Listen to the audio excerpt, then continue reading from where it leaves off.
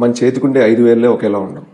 అలాంటిది ఇన్ని వేల మంది వాలంటీర్స్ ఉన్న మా వ్యవస్థలో అందరూ ఒకేలా ఎందుకు పనిచేస్తారు?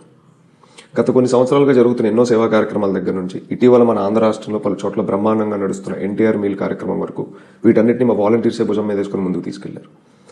అన్ని చోట్ల ఒకేలా జరగకపోవచ్చు, వాటికి పలు కారణాలు ఉండొచ్చు. అందుకే ఇక్కడ నుండి ఆంధ్ర రాష్ట్రంలో పైన ఇచ్చాపురం దగ్గర నుండి కిందన్న హిందూపురం వరకు ఉన్న మా కంప్లీట్ వాలంటీర్ నెట్వర్క్ని జోన్స్గా డివైడ్ చేయబోతున్నాం.